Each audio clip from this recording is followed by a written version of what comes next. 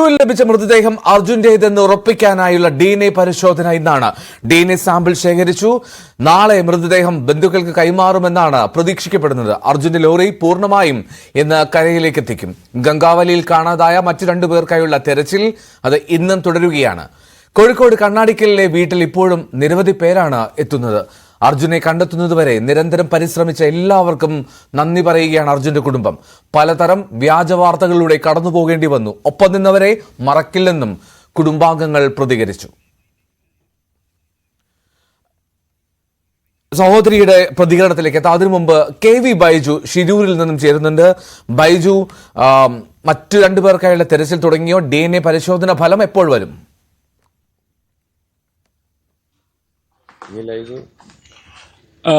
DNA sample ശേഖരിച്ചിട്ടുണ്ട്. നാളെ വൈകിട്ടോടുകൂടി എത്തുമെന്നാണ് അറിയാൻ സാധിക്കുന്നത്. അങ്ങനെയാണെങ്കിൽ നാളെ ബന്ധുക്കൾക്ക് മൃതദേഹം വിട്ടു നൽകും എന്നാണ് ജിതിൻ വ്യക്തമാക്കുന്നത്. എന്തായാലും അതിന് ഔദ്യോഗിക സ്ഥിരീകരണം വേണം. എന്നാലും മറ്റന്നാൾ കൂടി മാത്രമേ കണ്ണാടിക്കലിലേക്ക് അർജുനെ കൊണ്ടുപോകാൻ സാധിക്കൂ എന്നാണ് ഇപ്പോൾ ലഭിക്കുന്ന വിവരം.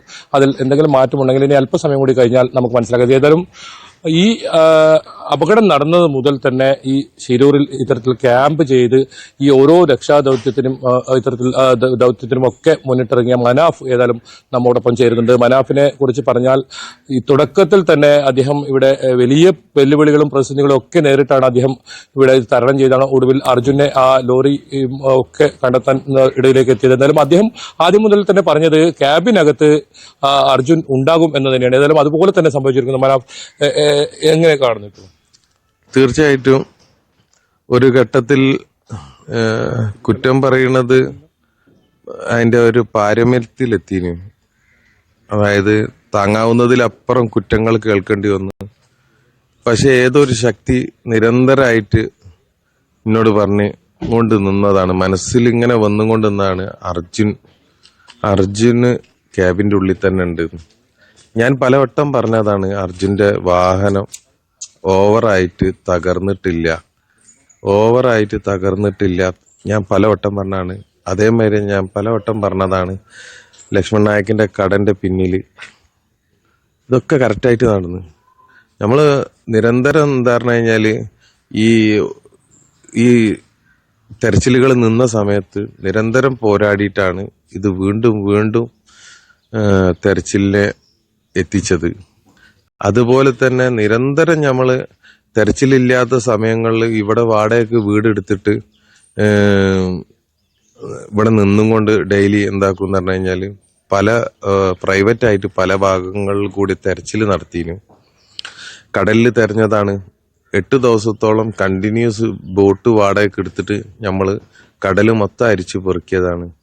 അതേമാതിരി കടലിന്റെ അതേ സമയത്ത് തന്നെ കരയോ അരിച്ചു പെറുക്കിയതാണ്. മീൻസ് പുഴയിൽ ഈശ്വർ മലപ്പനെ എന്താ പറയാ, ആ സമയത്ത് ആ അധികാരവും അറിയാതെ തന്നെ ഇറക്കിയിട്ടുണ്ട്. അങ്ങനെയൊക്കെ എന്താ പറഞ്ഞാൽ പ്രയത്നിച്ചിട്ടാണ് എന്താക്കണത്, ഇന്റെ ഒരു സ്വന്തം നിഗമനത്തിൽ എത്തുന്നത്. അതായത് ഈ വണ്ടിക്ക് അധികം പരിക്ക് ഇല്ല എന്നുള്ളത്. പരിക്ക് അറിയത് ചപ്പിപ്പോവുള്ളൂ എന്നാണ് ഞാൻ ആദ്യമേ പറയണത്. അതായത് ചിതറിപ്പോവില്ല, വണ്ടി ചിതറിയിട്ടില്ല. വാഹനത്തിന്റെ ടയറുകളും എല്ലാം അതേമാതിരി തന്നെ ഉണ്ട്. ഞങ്ങൾക്ക് നന്നായിട്ട് അറിയുന്നതാണ് അർജുന്റെ കണ്ണിന്റെ വട്ടത്തെ വണ്ടി പാർക്ക് ചെയ്യുള്ളൂ. ഒരു ചായ കുടിക്കാൻ പോണെങ്കിൽ ദൂരെ എവിടെയെങ്കിലും പാർക്ക് ചെയ്തിട്ട് ചായപ്പീടിയയിലേക്ക് പോകേണ്ടതാണെന്നുണ്ടെങ്കിൽ ഒരിക്കലും ആ ചായപ്പീടിയ അവൻ സെലക്ട് ചെയ്യില്ല. അവൻ ചായപ്പീടിയയിൽ ഇരുന്ന് കസാലയിൽ ഇരിക്കുമ്പം വണ്ടി അവന്റെ മുന്നിൽ കാണണം. അത് നമ്മളെ എല്ലാ ഡ്രൈവേഴ്സിന്റെയും ഒരു എന്താ പറഞ്ഞു കഴിഞ്ഞാല് നമ്മൾ കൊടുത്ത നിർദ്ദേശമാണ്. അതിന് എന്താ പറഞ്ഞു കഴിഞ്ഞാല് എന്താണ്, വണ്ടി അന്യ നാട്ടിലാണുള്ളത്. ക്യാബിനില് ഇവരെ മൊബൈൽ ഉണ്ടാവും, പേഴ്സ് ഉണ്ടാവും, പൈസ ഉണ്ടാവും. ചില സമയത്ത് റേഞ്ച് ഇല്ലാത്തടത്ത് പോലെ ആണെങ്കിലൊക്കെ പെട്ടുപോകും. അതുകൊണ്ട് എപ്പോഴും അത് സൂക്ഷിക്കാൻ എപ്പോഴും പറയണതാണ്. ആ കാര്യത്തിലൊക്കെ എന്താ പറഞ്ഞു കഴിഞ്ഞാല് അർജുൻ സൂക്ഷിക്കുന്ന ആളാണ്. അപ്പൊ എനിക്ക് നന്നായിട്ട് അറിയാം അവൻ ക്യാബിന്റെ ഉള്ളിൽ തന്നെ ഉണ്ട്. പല ആളുകളും പറഞ്ഞിനു ഈ മണ്ണിടിച്ചിലുണ്ടാവണതിന്റെ ആ സമയത്ത് പോലും അർജുനെ ചായക്കടയിൽ കണ്ടു, അങ്ങനെ ഇങ്ങനെ. ഞാൻ അതൊന്നും വിശ്വസിച്ചിട്ടില്ല. എനിക്കറിയുന്നു അവൻ ചായക്കടയിൽ കയറിയിട്ടുണ്ടെങ്കിൽ ജസ്റ്റ് ചായ കുടിക്കുക, വേഗം വണ്ടി സ്റ്റാർട്ട് ചെയ്യുക, അവിടുന്ന് പോവും. ഉറപ്പായിട്ടും ഓൻ അവിടെ തിരിഞ്ഞ് കളിക്കാനോ ഒന്നിനും നിൽക്കൂല. അതുകൊണ്ട് ആ ചായക്കടലിന്റെ മുന്നിൽ വെച്ച് ഉറങ്ങിപ്പോയി. ആ ഉറക്കത്തിൽ തന്നെ അതേമാതിരി തന്നെയാണ് വണ്ടിക്ക് ആ സമയത്ത് അപകടം പറ്റിയത്. അവനെ കിട്ടുന്നതും എന്താ പറഞ്ഞാല് ഒരു ഉറങ്ങിക്കൊണ്ട് നിൽക്കുന്ന ആ ഒരു പൊസിഷനിൽ തന്നെയാണ് കിട്ടുന്നത്. മനാഫിനെ അർജുൻ അത്രത്തോളം പ്രിയപ്പെട്ടവരാണ്. ഇനി അർജുൻ ഇല്ല. അതായത് ആദ്യ തുടക്കത്തിലൊക്കെ മനാഫ് ഉൾപ്പെടെ പറഞ്ഞത് 5 ദിവസം നമ്മൾ ജീവനോടെ തിരിച്ചു കിട്ടും എന്നൊക്കെ. ഇനി അർജുൻ ഇല്ല, ആ സത്യം ഇത് വന്നിരിക്കുന്നു. അപ്പൊ എങ്ങനെയാണ് ഈ സമയത്ത്? അല്ല, തിരിച്ചു കിട്ടില്ല എന്ന് ഏകദേശം ഒരു ടൈമിൽ തന്നെ ബോധ്യപ്പെട്ടുപോയി.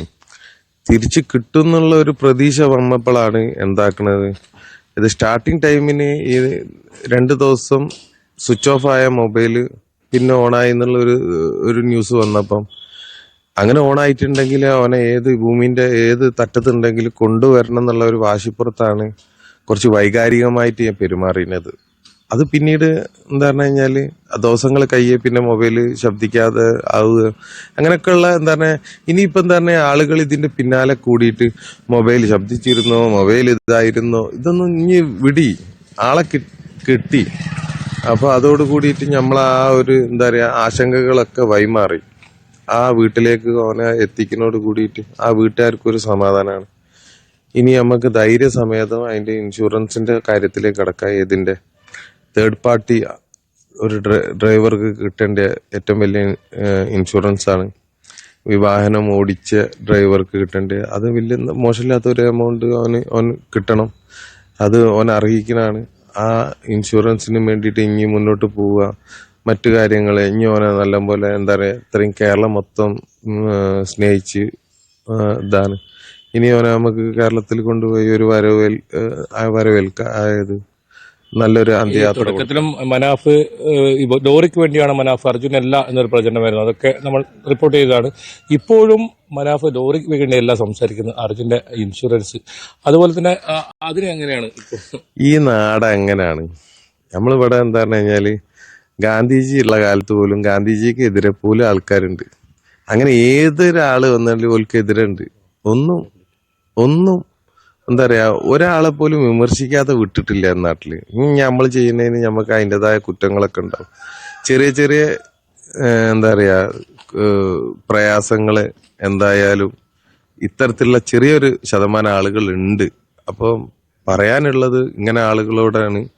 തീർച്ചയായിട്ടും എന്താ പറഞ്ഞ ഒരു ദുരന്ത സമയത്ത്, സങ്കട സമയത്ത് ഒരിക്കലും ഇത്തരത്തിൽ എന്താ പറഞ്ഞു കഴിഞ്ഞാല് അവന്റെ മരണപ്പെട്ട വാപ്പനെ അടക്കം കുറ്റം പറയാ, അല്ലെങ്കിൽ അധ്യാപകരെ കുറ്റം പറയാ, മതത്തിനെ കുറ്റം പറയാ, ഒരിക്കലും നമ്മളെന്താണ് ഏതാ നൂറ്റാണ്ടിലാണ് ജീവിക്കണെന്നുള്ള ആ ബോധം ഉണ്ടാവുക. നമ്മളെ രാജ്യങ്ങളുടെ മറ്റു രാജ്യങ്ങളൊക്കെ ഒരുപാട് പുരോഗമിച്ചു പോയി. പല ആളുകൾക്ക് പോലും ഭാര്യ ഭർത്താക്കന്മാർക്ക് പോലും സ്വന്തം ജാതി ഏതാന്ന് അറിയാത്ത ഭാര്യ ഭർത്താക്കന്മാരാവുന്ന രാജ്യങ്ങളുണ്ട്. അവിടെയാണ് നമ്മൾ എന്താക്കണത് ഇപ്പോഴും ഈ നൂലാമാലയിൽ കുടുങ്ങിക്കിടക്കണത്. ദയവ് ചെയ്തിട്ട് നമ്മള് അതിലേക്കൊന്നും, ഞാൻ സത്യം പറയാലോ, നിങ്ങൾക്കറിയോ ഞാൻ ഈ വിഷയത്തിൽ നമ്മളെ കൂടെ നിന്ന ആളാണല്ലോ രഞ്ജിത്ത് ഇസ്രായേൽ. ഞാൻ രഞ്ജിത്ത് എന്ന് കേൾക്കുമ്പോ ഞാൻ ആ മതം ചോദിച്ചില്ല. ഒരു ഘട്ടം വന്ന് ആളെ ഒരുപാട് ക്രൂശിക്കാൻ തുടങ്ങിയപ്പോഴാണ് ഞാൻ രഞ്ജിത്ത് ഭായി നിങ്ങളെ ഏത് മതക്കാരനാണ്? ഞമ്മക്ക് അതൊന്നും തലയിൽ ഓടുന്നില്ല. ഇതൊക്കെ നമ്മൾ ഒരുപാട് മാറേണ്ടിയുണ്ട്. പക്ഷെ ആ കാര്യത്തിൽ നോക്കി നമ്മൾ കർണാടകനെ പല കാര്യത്തിനും കുറ്റം പറയണ്ടല്ലോ. ഞാൻ ഏറ്റവും കൂടുതൽ ചാനലിൽ സംസാരിച്ചത് മലയാളം ചാനലിനെക്കാളും കൂടുതൽ കന്നഡ ചാനലിലാണ്. ഈ കന്നഡ ചാനലിന്റെ ഒരു കമാൻഡിലും നിങ്ങൾക്ക് ഈ ഇത്തരത്തിൽ എന്താവൂല, അങ്ങനത്തെ അവഹേളനങ്ങൾ കുറവാ. അവിടെ എന്താ പറഞ്ഞാൽ ആ കാര്യത്തിൽ ഇവിടെ ഉള്ള ആളുകളാണ് ഡീസന്റ്. നമ്മൾ കുറച്ചുകൂടി. അതുപോലെ അമ്മക്ക് മനാഫ് ഒരു വാക്ക് നൽകിയിരുന്നു അർജുന്റെ. കഴിഞ്ഞ ദിവസം പറഞ്ഞാണ് ഒരു വിരലെങ്കിലും എത്തിക്കുമെന്ന്. എന്തായാലും ഇപ്പോൾ അത് സാധിച്ചിരിക്കുന്നു. തീർച്ചയായിട്ടും ഒരു വീട്ടുകാരുടെ മുന്നിലേക്ക് അതിനുശേഷം ഞാൻ ആദ്യ ദിവസം ഇവരെ വീട്ടിൽ നിന്നും അഞ്ജുനെയും പിന്നെ നമ്മളെ കൃഷ്ണപ്രിയനെയും കൂട്ടിയിട്ടാണ് ഞാൻ എന്താ പറഞ്ഞാല് MP ഓഫീസിലേക്ക് ചെല്ലുന്നത്. MP ഓഫീസിലെത്തുമ്പോൾ MP ഇല്ലേനി ആ സമയത്ത്, വേറെ എന്തോ ഒരു പരിപാടിക്ക് ബിസി ആയിരുന്നു. നമ്മളെ ആശങ്ക എന്താന്ന് കഴിഞ്ഞാൽ കൃഷ്ണപ്രിയന്റെ മൊബൈല് റിങ് ചെയ്ത്, അർജുന്റെ മൊബൈല് കൃഷ്ണപ്രിയ ഫോൺ ചെയ്തപ്പോ റിങ് ചെയ്ത് എന്നുള്ളതാണ് നമുക്ക് ആ ടൈമിനുണ്ടായിന് ഒരു ഇത്. അപ്പൊ MP ഓഫീസിലെ സ്റ്റാഫുകള് ആ സമയം തന്നെ എന്താക്കിയെന്ന് പറഞ്ഞു കഴിഞ്ഞാല് MP ആയിട്ട് സംസാരിച്ച് MP രാവിലെ തന്നെ കോഴിക്കോടുകാരനാണ് അപകടത്തിൽപ്പെട്ടതെന്നുള്ളത് വേറെ എവിടുന്നോ ന്യൂസ് കിട്ടി, ഒന്ന് അന്വേഷിച്ചു എന്നുള്ളത് പറഞ്ഞ്. പിന്നെ അപ്പൊ നമ്മളിങ്ങനെ ഒരു എന്താ നിങ്ങളെ ആവശ്യം, പെട്ടെന്നുള്ള എന്തെങ്കിലും ആവശ്യമുണ്ടോ ചോദിച്ചപ്പോ ഞാൻ പറഞ്ഞു മീഡിയാസിനെ കിട്ടേണ്ടി വരും, കാരണം നമുക്ക് ഇത് മീഡിയാസിലൂടെ ഒന്ന് അറിയിക്കേണ്ടി വരും എന്നാണ്. അപ്പം തന്നെ മീഡിയാസിനെ MP ഓഫീസിൽ നിന്ന് വിളിച്ചെന്ന് അതില് വന്ന ചാനലുകാരോട് നമ്മളെ കാര്യങ്ങൾ അവതരിപ്പിച്ച് അതിനുശേഷം ഞാൻ ഇവരെ വീട്ടിൽ കൊണ്ടുപോയി ആക്കിയിട്ട് അച്ഛന് എന്നോട് പറഞ്ഞു, അച്ഛൻ എന്തോ ഒരു ഉള്ളിൽ ഒരു തോന്നൽ വന്നു അതിന്. അച്ഛന് ആദ്യം ഞാൻ അവിടുന്ന് വീട്ടിൽ നിന്ന് ഇറങ്ങുമ്പോൾ എന്നോട് പറഞ്ഞത്, മോനെ ബോഡിയെങ്കിലും എനിക്ക് കൊണ്ടുപോയി തരണേന്ന്. അത് ആലോചിക്കണം, അത് ഒന്നാമത്തെ ദിവസം കഴിഞ്ഞ് രണ്ടാമത്തെ ദിവസമാണ് പറയണത്. ഞാൻ പറഞ്ഞ അച്ഛാ ബോഡിയോ ഫുള്ള് ആളെ ജീവനോടെ തന്നെ കൊണ്ടുവരും, അതിന് നമ്മളെ കോൺഫിഡന്റ് ആണ്. ഞാൻ പറഞ്ഞ ജീവനോടെ കൊണ്ടുവരും, അച്ഛൻ ബേജാറാവാതൊക്കെ ഞാൻ പോയിട്ട് അത് ചെയ്യും എന്ന് പറഞ്ഞിട്ടാണ് ഇറങ്ങണത്. അവിടുന്ന് തിരിച്ച് അതിന്റെ പണിയായി പിന്നെ ഈ ദിവസം വരെ എടുത്തത്. അവന്റെ അമ്മന്റെ ഒരു ഊർജം എനിക്ക് ഒരുപാട് സഹായം ചെയ്ത്, അല്ലെങ്കിൽ ഞാൻ തകർന്നു പോയിനു. ഡെയിലി നമ്മളൊരു തളർന്നെന്ന് കാണുമ്പോൾ എൻ്റെ അമ്മ രാവിലെ എണീച്ച് ആകെ തളർന്നിരിക്കുമ്പോൾ മൊബൈലിൽ ചെക്ക് ചെയ്യുമ്പോൾ ഉണ്ടാവും അമ്മൻ്റെ ഒരു വോയിസ്.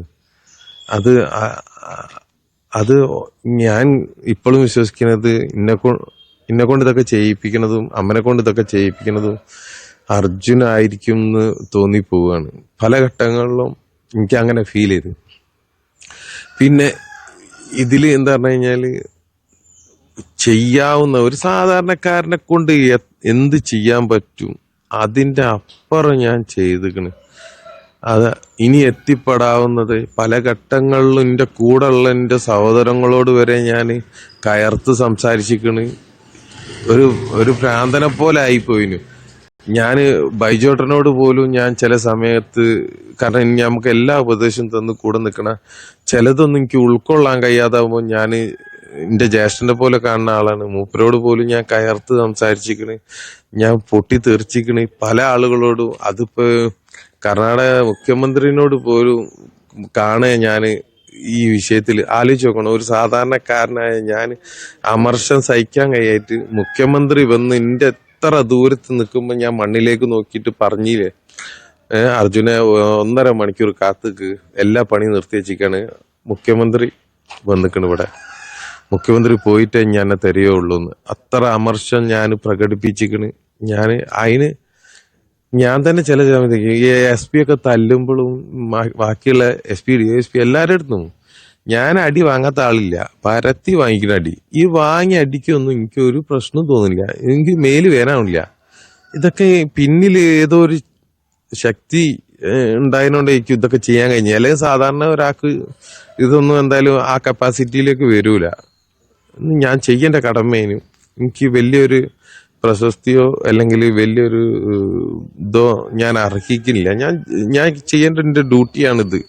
ആ ഡ്യൂട്ടി ഞാൻ എന്ന് പറഞ്ഞു കഴിഞ്ഞാല് ചെയ്ത്, അല്ലെങ്കിൽ എനിക്കൊരു നാണക്കേട് മാതിരി ആയി പോവേനു.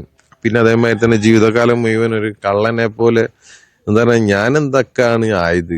ദാവൂദ് ഇബ്രാഹിമിനെക്കാട്ടും ടോപ്പായി പോയില്ലേ. കള്ളന്, കൊലപാതക, സ്മഗ്ലറ്, നക്സല് എല്ലാം ഞാനേനു. എന്താ ഇനി ആവാൻ ബാക്കിയുള്ളത്? എല്ലാം ആയിപ്പോയി. എന്താ പറഞ്ഞ ഞാൻ ഇന്നലെ എങ്ങാനും ആ ഡഡ്ജറിൽ ഓനെ കിട്ടിയില്ലെങ്കിൽ ഇന്നലെ ഡഡ്ജർ പോവുകയാണ് പറഞ്ഞു. എങ്ങാനും പോയില്ലെങ്കിൽ ഞാൻ ആജീവനാന്ത കാലം ഈ കുറ്റങ്ങളും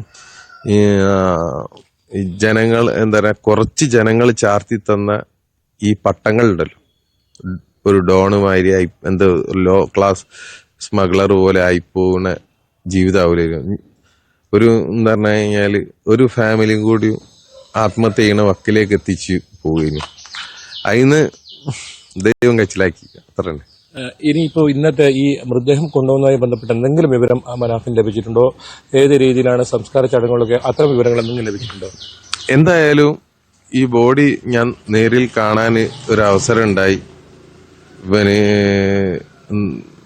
ഇവന്റെ ശരീരം ഞാൻ കണ്ട പാടന്നെ ഡിവൈഎസ്പിനോട് ഞാൻ പറഞ്ഞു, സാറേ ഇനി ഇവിടെ ഒരുപാട് കാലം ഇവിടെ നിന്ന് അർജുന്, ഇനി എത്രയും പെട്ടെന്ന് അർജുനെ നമുക്ക് നാട്ടിൽ കൊണ്ടുപോകണം. പുള്ളിക്കാരനും എല്ലാവരും പറയണ ഇത് ഇവിടുത്തെ നിയമം എന്തായാലും ഈ പ്രൊസീജിയർ കഴിയാതെ വിടാൻ ചാൻസ് ഇല്ല.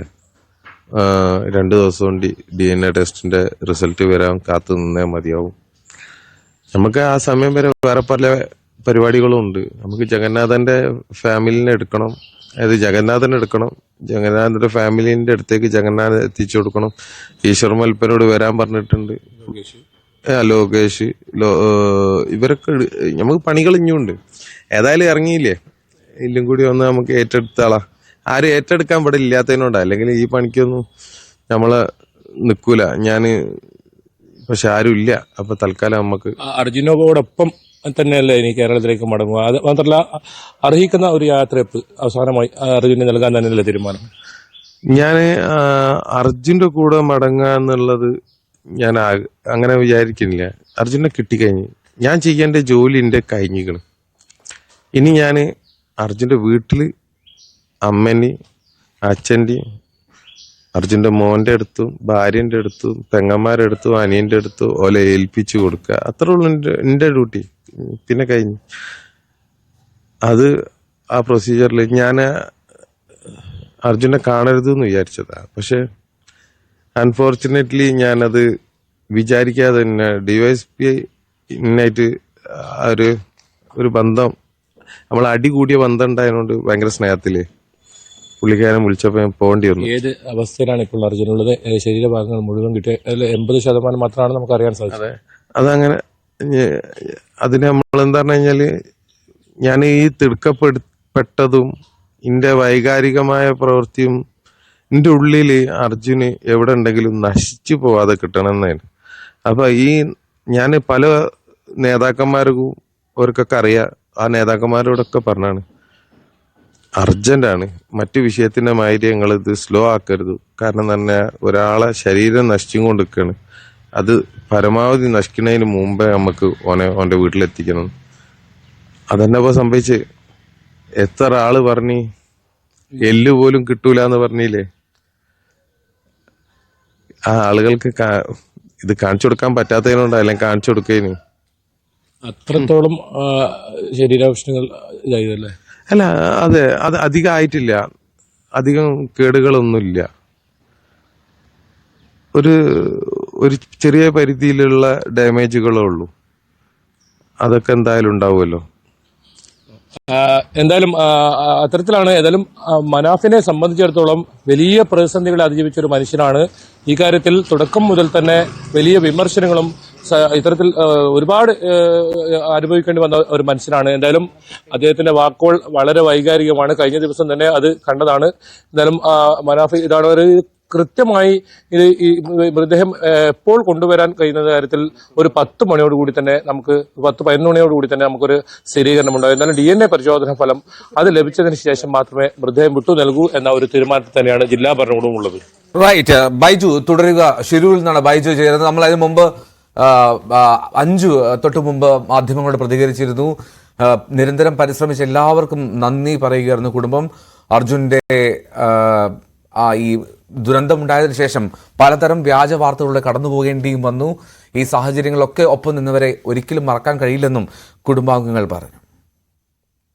നമ്മളെ കൂടെ അന്ന് മുതൽ ഇതുവരെ നിന്ന എല്ലാ ആളുകൾക്കും നമ്മൾ ഓർക്കുന്നുണ്ട്. ഇന്നലെ നമുക്ക് പറയാൻ പറ്റിയൊരു മാനസികാവസ്ഥയിൽ നിങ്ങളെല്ലാവരും നമ്മളെ വിളിച്ചിട്ടുണ്ട്, പക്ഷെ ഒന്നും പറയാൻ പറ്റിയൊരവസ്ഥയല്ല. അപ്പം നമുക്ക് എല്ലാവർക്കും അറിയാം, 1ാം ഘട്ട തെരച്ചിലാണെങ്കിൽ അത് അവസാനിക്കുമ്പം ഒരുപാട് ചോദ്യങ്ങൾ ബാക്കിയാക്കിയിട്ടാണ് പോയത്. അതിന്റെ ഇടയിൽ കുടുംബം നേരിട്ട ഈ വ്യാജ വാർത്തകൾ നമ്മൾ ഒട്ടും പ്രതീക്ഷിച്ചില്ല. ഒരുപാട് പേര് കൂടെ നിൽക്കുന്ന സമയത്താണെങ്കിലും വ്യാജ വാർത്തകളായിട്ട് നമ്മുടെ ഒരുപാട് പേര് വിഷമിപ്പിച്ചിട്ടുണ്ട്. യൂട്യൂബ് ചാനലുകൾ പലരും വലിയ രീതിയിൽ മൈലേജ് എടുത്തിട്ടുണ്ട്. നമ്മളെ അനിയന്റെ പേരിലുള്ള യൂട്യൂബ് ചാനൽ കുടുംബത്തിന് ഒരു ബർത്ത്ഡേ പാർട്ടിയൊക്കെ നടത്തി എന്നൊക്കെ പറഞ്ഞിട്ട് അങ്ങനെ പല തരത്തിലുള്ള വ്യാജ വാർത്തകളും അതിലൂടെയൊക്കെ നമ്മൾ കടന്നു വന്ന് അർജുൻ ഞങ്ങൾക്കൊരൊറ്റ ഉത്തരം അറിയേണ്ടേ ഉള്ളൂ. നമ്മൾ അതായത് ഒരു സാധാരണ ആളുകൾ ഇത്രയും ആളുകളെ ഇടയിൽ കൂടെ ഇറങ്ങി നടക്കണം, എന്നിട്ട് നമ്മൾ മീഡിയന്റെ മുന്നിൽ പോയതും വീണ്ടും വീണ്ടും ഇതൊക്കെ ആവശ്യപ്പെട്ട് ഞങ്ങൾക്ക് അർജുൻ എന്താ സംഭവിച്ചതെന്നുള്ളൊരൊറ്റ ഉത്തരം കിട്ടാനാണ്. ആ ഒരു ഉത്തരത്തിലേക്ക് എത്താൻ കുറച്ച് വൈകിപ്പോയി. എന്നാലും നമുക്ക് എല്ലാവർക്കും അത്രയും പ്രതിസന്ധി നിറഞ്ഞൊരു സമയമായിരുന്നു. കാലാവസ്ഥയാണെങ്കിലും എല്ലാ രീതിയിലും നമ്മൾ ഒരുപാട് ബുദ്ധിമുട്ടുണ്ടായിരുന്നു. പിന്നെ രണ്ടാം ഘട്ട തെരച്ചിൽ നിർത്തിവെച്ചപ്പോൾ ഭയങ്കര വിഷമമുണ്ടായിരുന്നു. ഇനിയിപ്പോൾ എന്തെന്നുള്ള ഒരു ഇതുണ്ടായിരുന്നു. ആ സമയത്ത് നമ്മൾ പല ആളുകളെയും കുടുംബം ഒറ്റക്കെട്ടായിട്ട് ഒറ്റ തീരുമാനം എടുത്തിട്ടാണ് നമ്മൾ പല ആളുകളെയും പോയി കണ്ടു. എല്ലാവരും നമുക്ക് നല്ല രീതിയിൽ തന്നെ സഹായിച്ചിട്ടുണ്ട്. ആദ്യം തന്നെ ഈ ഒരു സംഭവം നടന്നപ്പം കർണാടകത്താണ്, അവിടുത്തെ സർക്കാരിന്റെ അടുത്തേക്ക് എത്രയും പെട്ടെന്ന് ഇതിന്റെ ഇമ്പോർട്ടൻസ് എത്തിക്കാൻ നമ്മൾ ആദ്യം പോയ ആള് രാഘവേട്ടനാണ്. രാഘവേട്ട അത് വേണ്ട രീതിയിൽ തന്നെ അന്ന് മുതൽ നമ്മുടെ കൂടെ നിന്ന് ചെയ്തിട്ടുണ്ട്. പിന്നെ നമ്മുടെ സർക്കാരാണെങ്കിലും സർക്കാരിന്റെ ഓരോ പ്രതിനിധികളും ദിവസവും നമ്മുടെ കൂടെ തന്നെ വരുന്നുണ്ട്. ഇവിടെ വന്നിട്ട് നമ്മുടെ കുടുംബത്തിനൊപ്പം ചേർന്ന് നിന്നുണ്ട്. കൃഷ്ണപ്രിയ അവൾക്ക് നമ്മൾ എന്ത് കൊടുത്താലും മതിയാവില്ല. പക്ഷെ അർജുൻ എന്ന് പറഞ്ഞൊരു നഷ്ടം അവൾക്ക് തീരാ നഷ്ടമാണ്.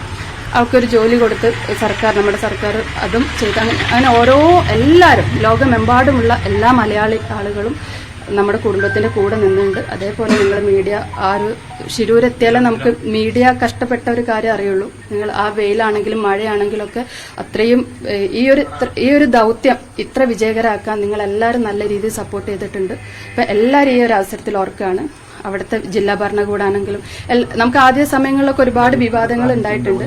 പിന്നെ ഈശ്വർ മാൽപ്പെ എല്ലാ ആളുകളും എല്ലാവർക്കും ഒരൊറ്റ ലക്ഷ്യമേ ഉള്ളൂ, അർജുന്റെ അടുത്ത് എത്തിപ്പെടാം. ഇനി പലരും പല രീതിയിലുള്ള മാർഗങ്ങൾ സ്വീകരിച്ചു. എല്ലാവർക്കും ഒരു ഉത്തരം കിട്ടി. നിങ്ങളൊക്കെ പോലെ തന്നെ ഞങ്ങൾ കഴിഞ്ഞ ദിവസം ഡ്രഡ്ജറിലെത്തിച്ച് അഞ്ജുവിനൊക്കെ കാര്യങ്ങൾ വിശദീകരിച്ചിരുന്നല്ലോ. അപ്പൊ അവർക്ക് പരിമിതി ബോധ്യപ്പെടുത്താനാണോ ശ്രമിച്ചത്, അതോ നടത്തുന്ന പുരോഗതി അറിയിക്കാനായിരുന്നു? പുരോഗതി അറിയിക്കുന്നതിനൊപ്പം തന്നെ SP സാറ് അതായത് ഈ ഒരു ഡ്രഡ്ജിങ് സാധ്യമാക്കാൻ അവരെ പ്രഷർ ചെയ്ത് നമ്മൾ എന്റെ അടുത്ത് പറഞ്ഞു. ഇപ്പൊ KC വേണുഗോപാൽ സാർ അടക്കമുള്ള ആളുകളുടെ ഡയറക്റ്റ് പ്രഷറും കാര്യങ്ങളും ഇപ്പൊ രാഘവേട്ട അങ്ങനെയുള്ള ആളുകളാണ് നമ്മളെ ഈ ഒരു ഇതിന് വേണ്ടിയിട്ട് ഹെൽപ്പ് ചെയ്ത് ആ ഒരു എഫേർട്ട് എടുത്തതെന്ന് പറഞ്ഞു. പിന്നെ അതേമാതിരി അവർക്ക് ആ ലോറി അവിടെയാണ് ഏകദേശം അവർക്ക് ഉറപ്പുണ്ടായിരുന്നു. അപ്പൊ ആ ഒരു ഉറപ്പ് നമ്മളെയും കൂടി അറിയിക്കാനാണ്. ഇപ്പൊ കുറച്ച് ദിവസം എടുക്കും. നമുക്ക് ഏകദേശം ഇതിന്റെ ഉള്ളിലാണ് ലോറി എന്നുള്ള മനസ്സിലായിട്ട് ഏകദേശം സ്ഥാനം മനസ്സിലായിട്ട് അപ്പൊ എത്രയും പെട്ടെന്ന് തന്നെ നമുക്ക് എടുക്കാം. പക്ഷെ അത് പതുക്കെ നമുക്ക് സാധ്യമാവുള്ളൂ. ആ കാര്യങ്ങളൊക്കെ അറിയിക്കാനും അങ്ങനത്തെ കാര്യങ്ങൾക്ക് വേണ്ടിയിട്ടായിരുന്നു നമ്മൾ അവര് വിശദീകരിച്ചു.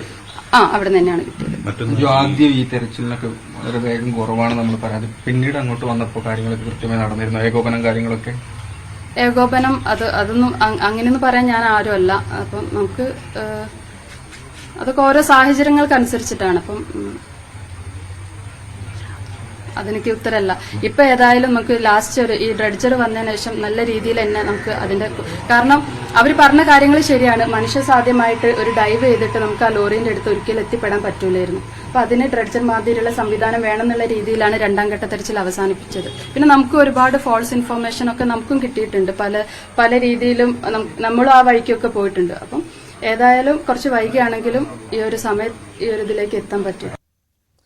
MS അനീഷ് കുമാർ കൂടി ചേരുന്നുണ്ട്. അർജുന്റെ വീട്ടിലാണ് അനീഷ് ഉള്ളത്. അനീഷ്, കുടുംബാംഗങ്ങൾ സഹോദരിയൊക്കെ പ്രതികരിച്ചു, അവർ നന്ദി പറയുന്നുണ്ട്. ഒപ്പം നിന്നതിൽ ആ സ്നേഹമറിയിക്കുന്നു. ആ വലിയ ദുരിതപ്പുഴയിൽ നിൽക്കുമ്പോൾ പോലും, സങ്കടപ്പുഴയിൽ നിൽക്കുമ്പോൾ പോലും. എങ്ങനെയാണ് അനീഷ് അവിടുത്തെ ക്രമീകരണങ്ങളൊക്കെ നിശ്ചയിക്കാൻ കഴിഞ്ഞിട്ടില്ല എങ്കിൽ പോലും ബന്ധുക്കളൊക്കെ വീട്ടിലേക്ക് എത്തുന്നു, നാട്ടുകാരൊക്കെ എന്താണ് പ്രതികരണങ്ങളൊക്കെ അവിടെ?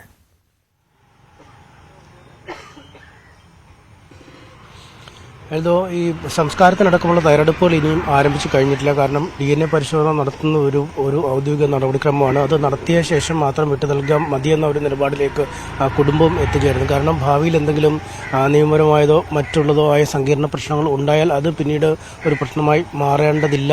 ഒപ്പം ദുരന്ത നിവാരണ നിയമപ്രകാരം ഇത്ര അധികം ദിവസമായി കാണുന്നത്, അതായത് അത്തരമൊരു സാഹചര്യത്തിൽ തന്നെ ഈ നടപടിക്രമങ്ങൾ പൂർത്തിയായി മാത്രമാവും മൃതദേഹം ലഭിക്കുക. എന്തായാലും നിലവിലെ കണക്കൂട്ടലിൽ ഒരു 2 ദിവസത്തിനുള്ളിൽ മൃതദേഹം കുടുംബത്തിന് വിട്ടുകിട്ടും. എന്നാണ് കരുതുന്നത്. എന്തായാലും അതിന് അനുസൃതമായ തയ്യാറെടുപ്പുകൾ മാത്രമാണ് ഇപ്പോൾ ഇവിടെ നടത്തിക്കൊണ്ടിരിക്കുന്നത്. വീടിന് പിൻവശത്ത് തന്നെ കുറച്ച് സ്ഥലമുണ്ട്, അവിടെയാവും സംസ്കാര ചടങ്ങുകൾ നടത്തുക എന്നാണ് കുടുംബം അറിയിച്ചിരുന്നത്. എന്തായാലും ഇന്നലെ ഈ ലോറി കിട്ടുകയും ലോറിക്കുള്ളിൽ അർജുൻ്റെ ഭൗതികാവശിഷ്ടം ഉണ്ടാവുകയും ചെയ്തപ്പോഴും വളരെ ദിവസങ്ങളായി കാത്തിരുന്ന ഒരു നിമിഷമാണെങ്കിൽ പോലും അക്ഷരാർത്ഥത്തിൽ ഒരു വലിയ ആഘാതത്തിലായിരുന്നു കുടുംബം. കാരണം ഈ തെരച്ചിലിൻ്റെ ആദ്യ ദിവസങ്ങളിൽ ഉയരോടെയുള്ള അർജുനെ നാട്ടിലെത്തിക്കാൻ കഴിയുമെന്ന പ്രതീക്ഷയാണ് കുടുംബത്തിനുണ്ടായിരുന്നത്. പിന്നീട് അത് ജീവനോടെ അല്ലെങ്കിലും അർജുനെ കണ്ടെത്താൻ കഴിയുമെന്ന പ്രതീക്ഷ, അത് 1ഉം 2ഉം ഘട്ടങ്ങൾ തെരച്ചിൽ പിന്നിടുന്നു. പിന്നീട് 3ആം ഘട്ടത്തിൽ തെരച്ചിൽ ആരംഭിക്കുമ്പോഴും ഡ്രഡ്ജർ വെച്ചുള്ള തെരച്ചിൽ ഒരുപാട് ദിവസത്തേക്ക് മുന്നോട്ട് കൊണ്ടുപോകാൻ കഴിയില്ല എന്നൊരവസ്ഥയിലേക്ക് വരുന്നു.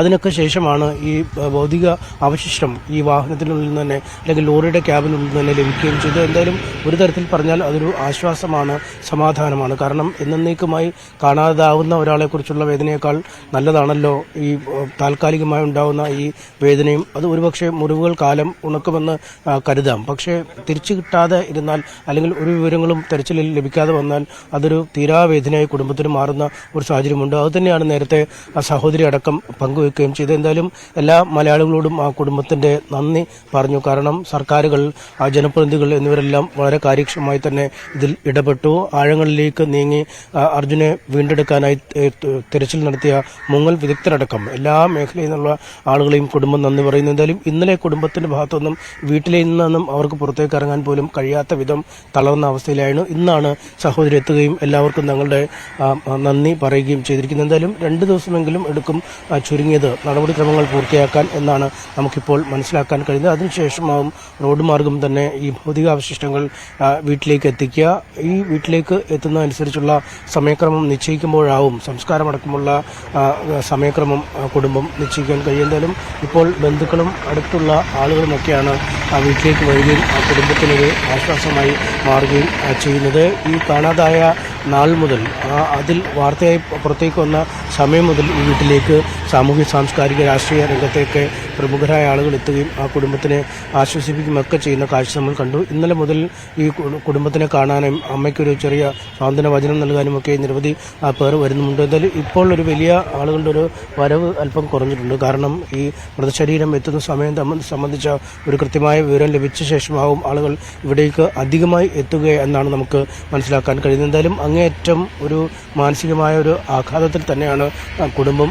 പ്രതീക്ഷിക്കപ്പെട്ട വിവരമാണ് പുറത്തു വന്നതെങ്കിലും അർജുൻ ഇനി ജീവനോടെ ഇല്ല എന്നത് ഒരു ഉൾക്കൊള്ളാൻ കഴിയാത്ത ഒരു സാഹചര്യം ഇപ്പോഴും ഉണ്ട്. നമ്മൾ ഇന്നലെയൊക്കെ കണ്ടപ്പോൾ അർജുൻ്റെ സുഹൃത്തുക്കളൊക്കെ പറഞ്ഞതുപോലെ ഈ കിട്ടാതിരിക്കുന്ന സമയത്തൊക്കെ ഒരു പ്രതീക്ഷയുണ്ടായിരുന്നു. ഏതെങ്കിലും തുരുത്തിലേക്ക് ഒഴുകിയെത്തുകയോ അല്ലെങ്കിൽ അവിടെ നിന്നും രക്ഷപ്പെട്ടു പോവുകയോ അങ്ങനെയൊക്കെ ഉള്ള എന്തെങ്കിലും അത്ഭുത കഥകൾ അല്ലെങ്കിൽ രക്ഷപ്പെടലിൻ്റെ ഒരു മഹത്തായ കഥകൾ പറയാൻ അർജുൻ തിരിച്ചെത്തുമെന്ന ഒരു പ്രതീക്ഷയായിരുന്നു ഓരോ ദിനവും ഉണ്ടായിരുന്നത്. അത് ദിനം പ്രതി കൊഴിയുകയും ഇപ്പോൾ ഒടുവിൽ മൃതശരീരം കിട്ടിയിരിക്കുകയും ചെയ്യുന്നു. എന്നാൽ അത് ഒരു ചെറിയ സാന്ത്വനം ഈ കുടുംബത്തിന് നൽകുന്നു. ഭൗതിക ശരീരം എത്തിച്ച് കർമ്മങ്ങൾ ചെയ്ത് മതാചാരപ്രകാരം അർജുനെ യാത്രയക്കാൻ കഴിയുമെന്ന പ്രതീക്ഷയിലാണ് കുടുംബം. എന്തായാലും ശിരൂരിൽ നടപടിക്രമങ്ങൾ പുരോഗമിക്കും. ആ മുറയ്ക്ക് ഇവിടെ മറ്റ് നടപടിക്രമങ്ങൾ കുടുംബം കൈക്കൊള്ളും. എൽദോ റൈറ്റ്. വീട്, അർജുൻ്റെ വീടാണ് കാണുന്നത്. അർജുൻ്റെ വീട്ടിലേക്ക് അർജുനെ ഇനി മടക്കി എത്തിക്കുക എന്നുള്ളതാണ് ആ ദൗത്യത്തിൻ്റെ അവസാന ഘട്ടം. അത് 2 ദിവസം കൂടി താമസിക്കുമെന്നുള്ള ഒരു പ്രതീക്ഷയാണ് കുടുംബത്തിനുള്ളത്.